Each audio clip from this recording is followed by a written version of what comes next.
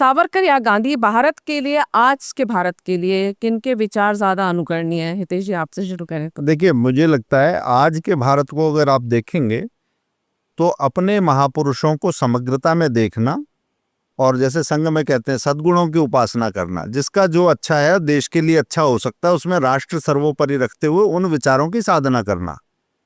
आज आप देश की सुरक्षा नीति को आप देखिए, आतंकवाद पर हमारी कड़ाई देखिए, तो आपको लगेगा कि हमने सावरकर के निकट के विचार हैं और ज़्यादा फलदायी रहे हैं भारत के लिए। गांधी जी की आलोचना बिल्कुल नहीं है, मगर ऐसा था कि वो तो कहते थे कि पुलिस के पास भी डंडा क्यों होना चाहिए, इस तरीके की बात थी। सेना क्यों होना, सेना क्यों होनी चाहिए, मगर आपके पड़ोसी कैसे हैं इससे ये होगा कि आपका व्यवहार कैसा है। तो सावरकर वहाँ पर सही सिद्ध होते हैं।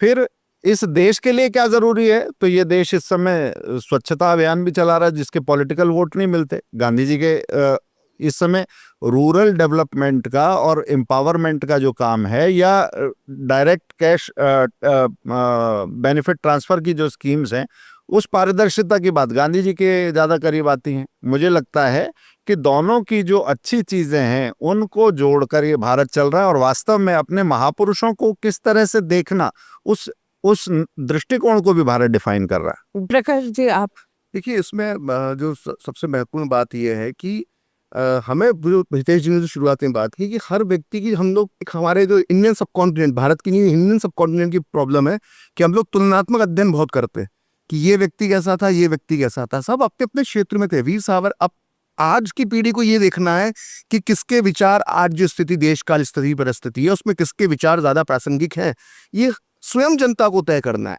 और ऐसा इस जो सूचना का दौर है, ये तो सब चीजें कुछ छिपी हुई नहीं है। गांधी का तो पूरा जीवन खुली किताब की तरह पड़ा हुआ है। वीर सावरकर के ऊपर सारा रिसर्च, सारा मटेरियल मौजूद है। किसके विचार आज प्रासंगिक हैं ये जनता को तय करने दीजिए ना।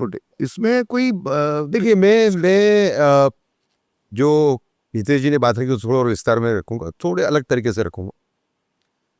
देखिए, बहुत आवश्यक है कि महात्मा गांधी पे एक राष्ट्रीय बहस हो।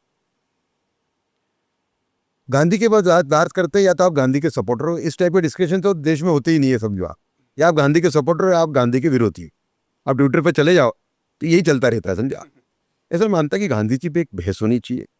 देखिए, गांधी जी की दो सिद्धांत, हिंदू मुस्लिम एकता कोई भी कीमत पे, वो बन गया हिंदू मुस्लिम एकता हिंदुओं की कीमत पे, है ना। और दूसरा उनका जो संपूर्ण अहिंसा, कि कोई मारे तो आप मार खाते रहो। उनकी ऐसी परिभाषा शायद भगवान बुद्ध और भगवान महावीर ने भी ली थी है कि कोई मारे तो आप प्रतिकार मत करो, ठीक है ना। मेरे ख्याल से दो कारण थे जिसके वजह से भारत का विभाजन। लेकिन गांधी जी, मैं तो गुजरात से आता हूँ, गुजरात में काम किया है मैंने। गांधी जी का जो सेवा कार्य है उत्तम कक्षा का है। गांधी जी के आज जो सोशल ऑर्गेनाइजेशंस है, NGOs है, जो समाज सेवा में लगे हुए हैं गुजरात में, आप देखो उनका लेवल बहुत ऊंचा है। वो गांधी जी के बेस, स्वच्छ भारत गांधी का है। तो गांधी जी ने सिखाई देश को चीजें जी जिससे देश को फायदा हुआ है। रूरल डेवलपमेंट का मॉडल, जैसे हितेश जी ने कहा कि बिल्कुल एक करने के लिए चरखे जैसा एक सिंबल दे देना, सबको इकट्ठा करना पड़ेगा हमें, क्योंकि राष्ट्रीय सुरक्षा हमारे लिए अहम मुद्दा है। देश के अंदर अराष्ट्रवादी लोगों की संख्या बड़ी है। इस साइड पाकिस्तान है, उस साइड चाइना है। तो हमें गांधी जी का ये जो पासा है उसको, उस पर भी डिबेट करनी पड़ेगी। हमें ये स्वीकारना पड़ेगा कि गांधी जी की जो, जहाँ तक राष्ट्रीय सुरक्षा का सवाल है, उसके वजह से भारत को उनके विचार की वजह से काफी नुकसान हुआ है। तो गांधी जी पे एक राष्ट्रीय बहस होनी चाहिए। गांधी जी 1, 2, 3, 4, 5 मुद्दे पे सही थे, 7, 8, 9, 10 मुद्दे पे गलत थे। वो गांधी जी पे एक बहस अलग बात है, गांधीवादियों पे भी एक बहस होनी चाहिए, क्योंकि वो भी बस सिलेक्टिव गांधीवादिता उनकी चलती है, कहाँ हिंसा करनी है, कहाँ अहिंसा करनी है। जी प्रखर, आप अपने बात। हमारी इस पूरी बहस के दौरान जो हम चर्चा करी, जो हमने, उसके अंदर वो मुद्दा नहीं आ पाया और वो बहुत जरूरी है, क्योंकि एक बहुत बड़ा उसका इस्तेमाल सावरकर के खिलाफ किया जाता है बार बार। वो ये 1942 के आपने आंदोलन का जो जिक्र किया, वो बात अधूरी रह गई। तो 1942 के जो आंदोलन का जिक्र है, तो पहले तो हमें ये देखना चाहिए कि भारत छोड़ो आंदोलन में किस किस ने हिस्सा नहीं लिया। हम इसमें से दो ही संगठनों के नाम देते हैं, हम एक वीर सावरकर का नाम देते हैं और एक RSS का नाम देते हैं। भाई, वामपंथी तो ना केवल विरोध किया उनने भारत छोड़ो आंदोलन का, बल्कि अंग्रेजों की मुखबरी भी की। अब तो आर्काइव से वो पत्र भी निकल कर आ गए। उसके बाद खुद जो सी राजगोपालाचारी थे, जो गांधी जी के संबंधी थे, जिनकी गांधी जी के बेटे की शादी, देवदास की शादी उनकी बेटी लक्ष्मी से हुई थी, उन्होंने विरोध किया भारत छोड़ो आंदोलन का। डॉक्टर अंबेडकर ने भारत छोड़ो आंदोलन में हिस्सा नहीं लिया। लेकिन उसके बाद वामपंथी जो खुद ने लिया था, जिन लोगों ने हिस्सा, वो सीधे उंगली किस पे उठाते हैं? वीर सावरकर पे और संघ पे। और सावरकर ने उसको काफी समझाया था। उन्होंने कहा ये था पहले ही नहीं है। उन्होंने ये कहा था कि this quit India will become split India. उन्होंने इसको भारत के विभाजन के परिप्रेक्ष्य में देखा था।